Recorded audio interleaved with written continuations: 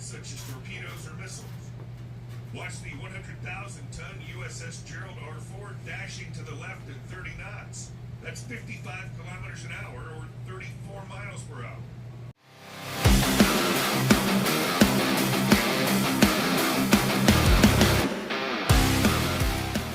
All right, I was going to do a responding to comments video because whenever I'm having issues trying to figure out what content to create, responding to comments is just a go-to because you can just pull your comments up, pick one or two that are pretty funny. Like I got Code Resp. The moral of the story is if you think you're cool, you're obviously not. I mean, that's an easy one to just pick out and talk, make a joke, laugh, have a good time. But I was watching the news, and I'm watching everything from this Diddy issue to the war in Israel. They're invading Lebanon. You got Ukraine going on, Russia, the whole 9 yards. Kamala Harris, oh Lord have mercy. And I got to thinking, it's like, with all that's going on in the world, how can anybody be interested in some aging meathead talking about comments where people poke fun of them? And I got to thinking, it's like, well, what is the whole point of this channel? Like, what am I doing? My content is really simple. The whole point of me making these videos is to get older guys that are over 40, who think that it's all over and they can't do it and they can't make a start and they're stuck and their injuries have progressed too far or they just don't know how to proceed. It's to get you guys going and to show you that anybody can do it. And you know what I mean? It's like, are you going to be like the best in the world? No, but you can kick ass and take names, and there's no age limit to that. You can start. I don't care if you're 55, 60 years old. You can start and you can be successful. And I really do feel that I figured out the formula to success. Well, what is success? I was watching all these stupid Manosphere videos with the, who's that Sandy, oh God, what is that guy's name? You know what I'm talking about, the red pill dudes that are all about like driving Lamborghinis and, dollar bills and all the women. And no, that's not success. What is success? I mean, you're talking about a guy was a homeless drug addict, Everything I've done in my entire life, I've done. I was blessed with a lot of ability, but I wasted my talents, you know what I mean? Like, I did not take advantage of the gifts that God gave me, and I failed most of my life. And just now, it was right around the like late 30s, early 40s, I figured out the secret to success, and I really do believe that. When somebody asked me, it's like, how do you have the audacity to say that you're the world's strongest Marine? It's easy. Marines don't have time to power lift. All the active duty guys, all the guys I know, they're out there doing their jobs. You don't have time to train in the gym. So it's like, I just know. I know I'm the world's strongest Marine. Now, I'm sure if any one of those guys actually took the time and dedicated themselves and decided I'm going to be a power lifter, and they put any kind of effort into it, I probably wouldn't be the world's strongest Marine. But because they're busy, I'm gaming the system. They don't have time to be training in the gym, so that's easy. Like, I just know I am the world's strongest Marine. And if there's one that's stronger, hit me up. Prove me wrong. So that's kind of me just sort of gaming the system just because I know those guys don't have time to train. That's easy. But no, the secret to success, how does a guy like me who, I make a decent living, I make enough money to where my wife can stay home. I've had to fight for custody of my son. I've been homeless. I owe the IRS money. I'm bad with bills. After 20 years of, working in heavy industry and construction, I'm now to a point where, I'm in management and I'm doing really well. But it's like, yeah, but you had to trudge. You had to really really grind it out to get to that point. So is that success? What is success? I'm going to tell you. I found out the secret. See, here's the thing. We get caught up and we focus on the wrong things a lot. With all that's going on in the world, do I have a political opinion? Am I left? Am I right? Who am I voting for? What do I think of the candidates? It's easy to talk about that. You got the P. Diddy scandal, the sexual allegations, the debauchery and entertainment in Hollywood. Well, we've known for a long time that Hollywood's completely satanic. So is this really news? No, it's finally coming out, and all it did was really confirm the suspicions that a lot of people had for a long time. What's my opinion on that? What about the war in Ukraine or Israel? You know, it's like, do I have an opinion on that? Absolutely. I have opinions on all of that. But really what it comes down to is that you and I, we do not have the power to change the world. We don't. We just, all these problems, these people that go out, they protest, they state their opinions, they talk about what they stand for, things that divide us, things that bring us together. You can find like-minded people, or you can set yourself apart and you can divide. My channel, I really want to focus on things that everybody can use to make their lives better. And what it comes down to me, what it comes down to is that I don't have the power to do anything. So what's the point? It doesn't mean I shouldn't talk about it or that we can't, have conversations. No, absolutely not. I do talk about stuff like that sometimes, but it's not important. Well, if we don't have the power to do anything about it, then what is the point? Does it mean none of it matters? No. For me, the secret to success is how we focus our energy, like understanding that I'm nothing and I don't have the power to do anything. Well, what do I have the power? For years, all the trials and tribulations that I was going through, I had this thought that it's like the world was just against me. And, if just the right things would come together, things would be okay. If I got that thing, if I got that promotion, if I got the money I needed for whatever. And then, days turned into weeks, turned into months, and here I am, and I look back at all those things that I thought were so important, and if only this, that, or the other thing would have happened, I would have been successful. And then I look back and it's like, well, that's true, but none of that really matters now. Like, none of that stuff is important. Right now, like, the most important thing for me is just making sure I'm providing for my family and that I'm a good dad to my kids. It's like, and I struggle with that. For me, the secret to success for anybody is understanding that in all of their problems and all of the issues that they're having, they are the common denominator. I'm the common denominator in all my problems. And the day I stopped blaming or focusing my energy on what other people were doing and I started focusing on what I'm doing is the day that everything changed. Now, you could say, well, you made videos where you were complaining about your work and your boss. And I'm like, yeah, I'm still human. I still have issues. There's still people that affect me. What I'm saying is, when it came to solutions, when it came to solving the problems, I always talked about what can I do differently, or what do I need to do, or what's my part in it. Say I'm walking down the street, right? And out of nowhere, a group of 14-year-olds with knives and bats jump out and they beat the crap out of me and mug me, and they take everything I have and they leave me to die on the sidewalk.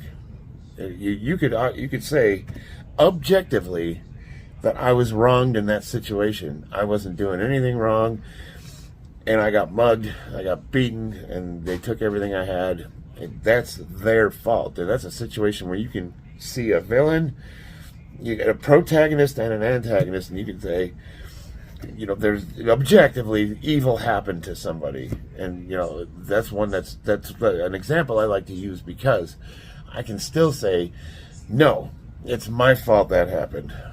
What are you talking about? You didn't do anything wrong. You just got mugged by a bunch of people and they took all your crap. What did I do to invite that situation? That's what I'm talking about. My part, even if there's somebody that objectively wronged me and I legitimately didn't do anything wrong in that situation morally, there's still mistakes that I made, and I can look at that situation, I can dissect it, and I can identify my part in it so that it doesn't happen again. What could I do differently to make sure that never happens again? Well, one, I could have better situational awareness because I wasn't paying attention. Maybe I was walking down the road on my phone and not paying attention and not looking around what's going on around me. Maybe I made myself an inviting target. I'm not in good shape, let's say, or I look like easy pickings. Maybe there's something I did that caused that to happen, or I was the catalyst. They looked at me and said, those were the wolves, and I was the sheep, and I was easy pickings for them, because wolves don't go after hard targets. You know what I mean? They don't go after the big buffalo in the herd that could fight back. They go after the sick and the weak. So in that situation, I presented myself as either sick, weak, an easy target, an inviting meal, and I wasn't paying attention to my surroundings. There's a million things that I could have done differently to not invite that situation. Recently, my truck got broken into, and they stole one of my weapons, my truck gun, and that turned into an ordeal because you have to report that to the police, and I had to do a police report, and it was like, oh my God. Now they're digging in, they're scrutinizing me, and they're asking me questions because that's a serious situation. That's something like so that could be used in a crime. There's a lot of things that could go wrong. And, when they broke into all three of our vehicles, as it turns out, that is my fault too. What do you mean? You didn't do it? If some scumbag came and busted into your vehicles, like, what did you do wrong? Like, how's that your fault? Well, even though most nights I'm sitting in my garage with the door cracked open, sometimes, I'm thinking, I didn't have the truck locked. And I might have been in the garage when they did it. I didn't hear them. They came in, they got into the truck, and as soon as they found that, they left everything else alone. They'd also broken into two vehicles that I had parked on the street. As it turns out, one of those was unlocked too. Now the third one they actually broke into. They had to do the little coat hanger, or I'm not sure how they did it, but they did. Now you could say, well, that one is, how was that your fault? Well, we left things in there that were enticing. If at the end of the day, maybe the answer is to just leave the vehicles unlocked and make sure that there's nothing in there they can steal. Then they can hotwire the truck and drive it away. Whatever. The bottom line is there's things I could have done differently to prevent that situation. I could, one, not leave valuables in the truck, especially something like that. Two, I can make sure my vehicles are locked and all of them have alarms and none of them were set. Three, I could have better situational awareness. I could have cameras set up in the front yard, things of that nature. I don't. I've got dogs. When somebody comes to the house, usually they go nuts. Well, they didn't this time. So that's obviously not the perfect security system that I thought it was.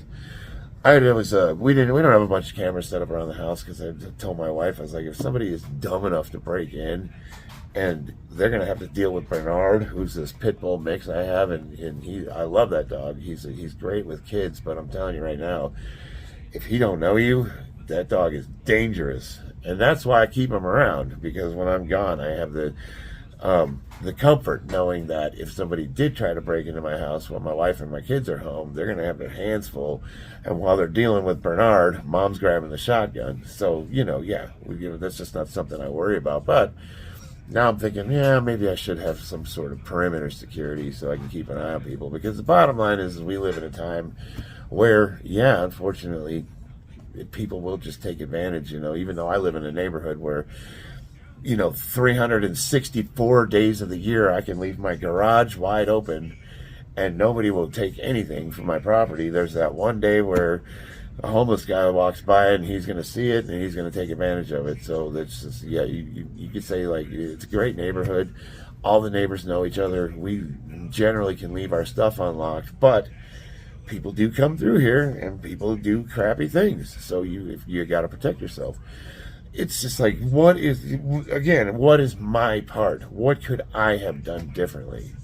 To all my young men out there that are still trying to figure it out, maybe you're having problems with women, maybe you're trying to figure out a successful career path, maybe you're trying to get stronger. You don't need to spend thousands of dollars. You don't need to do a bunch of drugs. You don't need to get a personal trainer. All you got to do is just make a decision. Why is a guy like me worth listening to over somebody like Wes Watson, who appears to have millions of dollars and a bunch of fancy cars, and he lives in a $14 million house, and he'll scream at you and tell you what a pathetic loser you are, and if you're not grinding, you're not succeeding. It's all about the money you make. Well, that's a guy that worships money, and if that's the kind of person you want to be, if by their fruits you will know them. And here's a guy like me who doesn't make a lot of money and is, by all metrics, not that successful. Why would you listen to a guy like me? Well, because I'm a survivor. It's like with all the crap that I put myself through, and that's an important notation, is like everything that all the problems I've had in my life, almost all of them have been self-inflicted, and I've come through to the other side, and I basically have two things that I live by. One is, no matter what, get up and keep going. The secret to any successful endeavor is to not quit. Showing up is 90% of the battle. You know, I'll take a guy with no experience that shows up every day and is eager to learn over somebody who's been in the industry for 20 years, hates his job, hates his life, and doesn't really want to work. I can teach the first guy everything I need to know, and then now I've got an awesome employee over the guy I got to fight with every day, and he's going to argue with me, and he's going to, try to do that thing where it's just personal responsibility, personal accountability, looking at yourself. The second I stopped blaming other people and I started looking at my part in it is the day everything changed. Does that mean that I have to do it all myself? When I say I'm responsible, no, I've had a lot of help, and that's the thing, is when we start looking inwards, and maybe that's start seeking faith. That could be like picking up a Bible and start reading it, or it could be like listening to guys like Jordan Peterson, who they break down our personality traits and they help us figure out who we are and maybe set us that maybe that's a good direction. It could be somebody that's like a wise sage type person. A lot of it for me has been a spiritual journey where I've started studying faith again. Whatever that is, anything that's going to help you learn about yourself, but more importantly, set you on a course of action. The thing is like I think you often see. I see a lot of the younger guys that I work with, and they have these self-help books, how to be successful, how to invest money, cryptocurrency, like basically how to get rich or die trying. That's you see the literature on their shelves and the things that they consume. And I always laugh and shake my head, and I'm like, this is a stage of life that's confusing for a lot of young men. It's just like how to be successful. And a lot of it boils down to, how do I get a good-looking woman at my side? That's what I really want, is a relationship with somebody of the opposite sex, and I want her to be attractive, and I want to have that lifestyle. And really, when it comes to being successful with women, it's like you don't have to be the best-looking guy. You don't have to be the biggest. You don't have to be the strongest. I think what women are looking for is competency, and by that, it doesn't necessarily mean the most successful at work or the richest guy either. It's somebody who's assertive and can make decisions and take accountability and make her feel safe. Somebody that's genuine. So essentially, you want to be yourself. Well, what if I don't like myself? What if I hate what I'm looking at in the mirror? Yeah, so usually it starts with fixing that, and the rest falls in place. So we have a tendency to spin our wheels. We focus all of the things on the wrong stuff. It's like, yeah, I want a good-looking woman, and I want to have the hot chick at my side, but it's like, is that really the thing you should be focusing on? We want that instant gratification. That's the reason why a lot of young guys do steroids. They want that instant gratification. They think that they're going to get big and jacked, and often it's like the easier something comes to you, the less you're going to value it, and the faster you're going to lose it, and it will go away.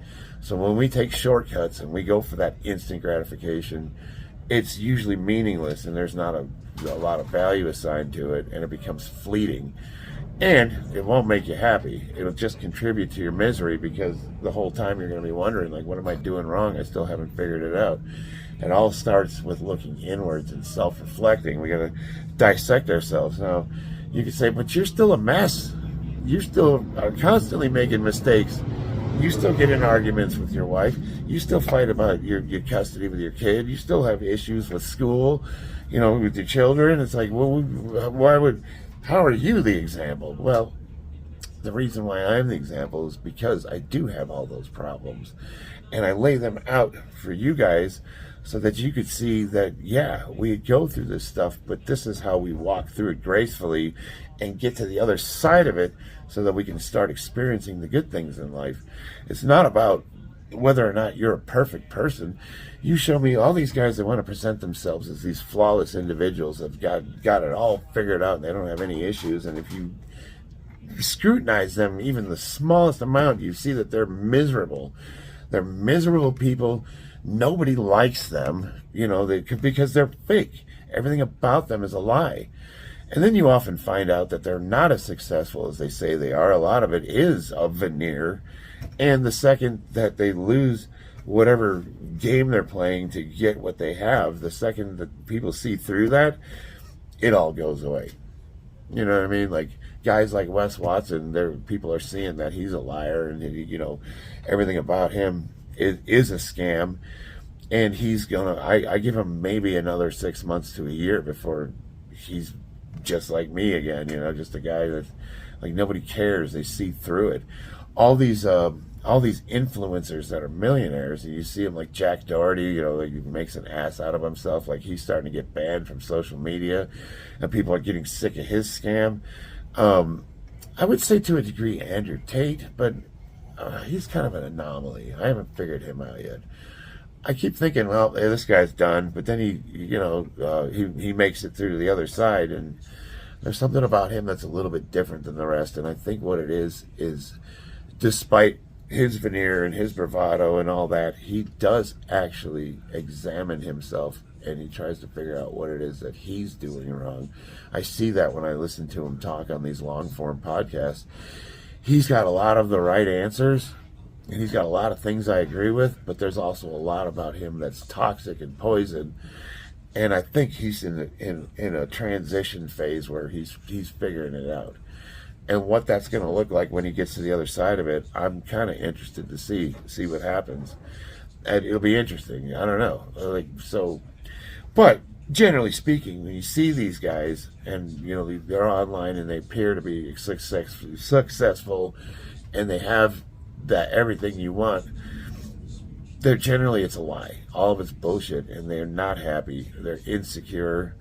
It's just, and that's not a model you want to emulate.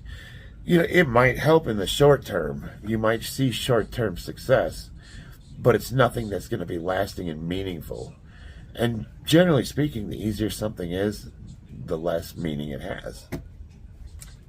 So here's some simple rules that you can use, that you can get started with, that I guarantee will change your life for the better. Rule number 1. You have a duty to be as strong as possible. Do you need to be an elite level power lifter? Do you need to be the best in the world? No. But generally speaking, I never go more than 3 days without training. I don't care if I'm sick.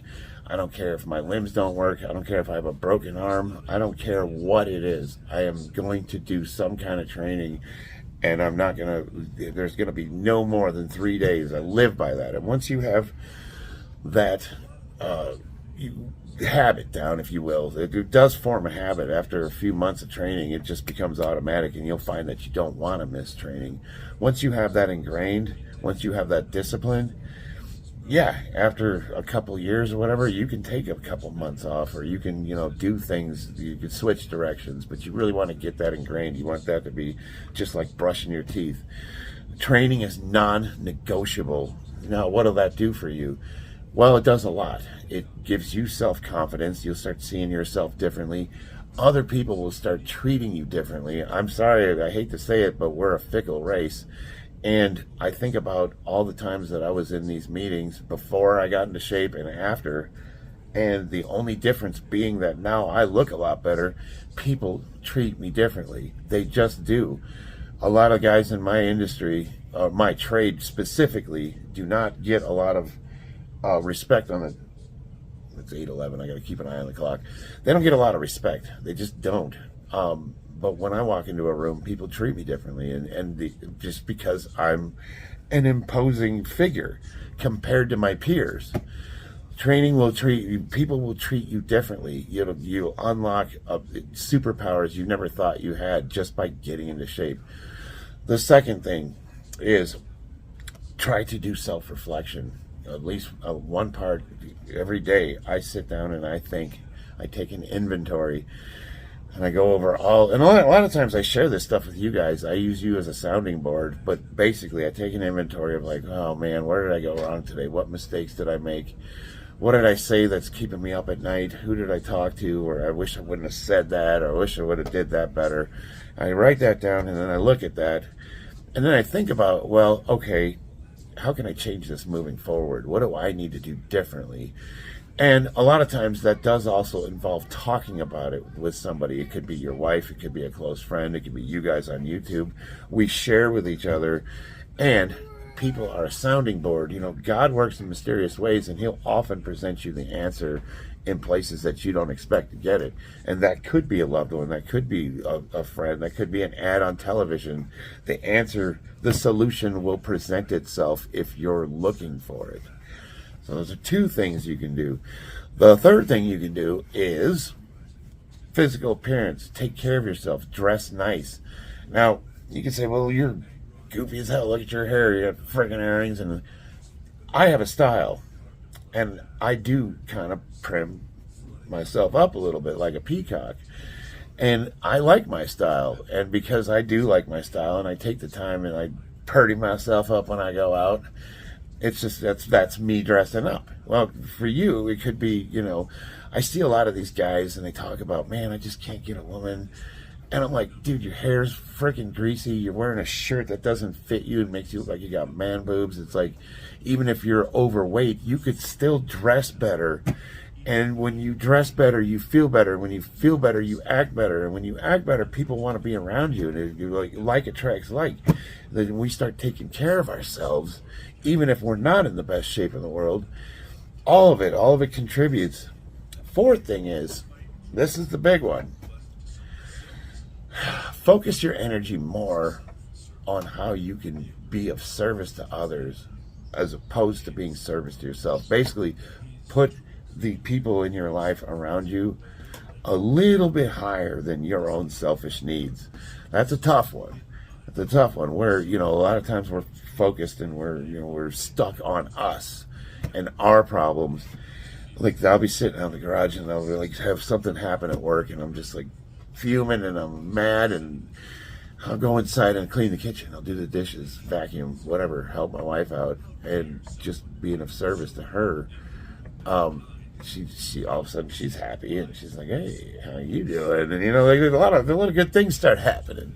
And, you know, and I'm not thinking about those problems, even if it's just for that minute. And a lot of times while I'm meditating while vacuuming, because anytime we're focused on a task, that's meditation. It could be lifting weights, it could be vacuuming, it could be painting little Warhammer figurines. It's like we're zeroed in on whatever we're doing. That's meditation.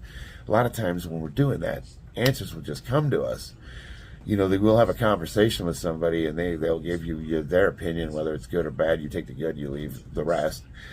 And something might pop in your head and you're like, oh, let me try this. And then a lot of times I will sound that off to somebody I love, like my wife. I'll be like, oh, hey, I came up with this solution. And she'll say something like, I've been telling you that for years. You don't listen to me. Baby, I listen to you. I hear everything you're saying. I just don't always, sometimes it takes me a minute to come to the right conclusion. But those four things are guaranteed. If you start doing those on a daily basis, train to get stronger, be the strongest version of you possible. Train consistently.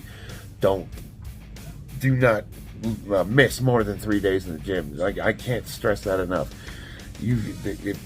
Grind that into yourself. You say right now, I'm going to train, and I'm the longest. And that's, I don't wait 3 days. Try to get in a healthy habit of working out, 4 or 5 times a week when you're starting out. Do you need to? No, you can get away with 3 days a week, but that's assuming that you know what you're doing, you have a good program, and you're working with people that are experienced and can help you. But if it's just you starting out, get in the habit. The habit's more important than the outcome. Second, self-reflection. Look at yourself. Third, take care of your personal appearance. Try to dress up a little bit. Fourth, be of service to others. You can say 5, like there's some. I haven't talked about politics or religion or faith. I want to keep it to things everybody can do, no matter what their beliefs are. Everybody can do this and get started, and their life will change. Does it happen overnight? No, but it happens quicker than you think it will. People will start noticing the change. Within 4 to 6 weeks, I'm telling you. You know, I understand, like, for a lot of people, they need that instant gratification. You know, they'll run on the treadmill for 2 days and not see a difference and give up. Okay, be realistic. It's going to take more than 2 days. You're not going to see immediate results, but it happens faster than you think it will. I promise you, especially if you're consistent. You notice I put that one first, get strong, over everything else. There's a reason for that. Because that alone changes so much of your focus and attitude and the way people perceive you, everything else starts to fall into place after that. If I lose everything, if they take my house, my cars, I lose my job, I have no money, I'm still strong, I still look good, I'm still physically capable, and I have the ability to articulate, so I know that within a couple of days I'm going to be working again. Like, I will figure it out, I will rebuild. And all of that is based upon the strength of this body and my ability to get through it. You know, there's obviously things I can't do because I'm 50 that I could do in my 20s, and I'm not saying like you have to be a ninja. What I am saying is be as strong as possible. Like, if you only have one leg, have the strongest one leg in the world. If you're missing your torso and you're a paraplegic in a wheelchair, have the strongest upper body. Whatever it is, if you're missing an arm, have one yoked arm. Like, you hurt yourself, train the rest of everything else.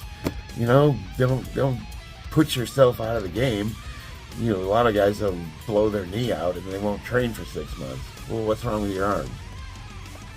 You know what I mean? Alright, it's 8:18. I have to meet somebody here really soon, so I gotta get to work. I love you guys. I will see you on the battlefield. Oh, if any of this resonated with you, hit me up in the comments.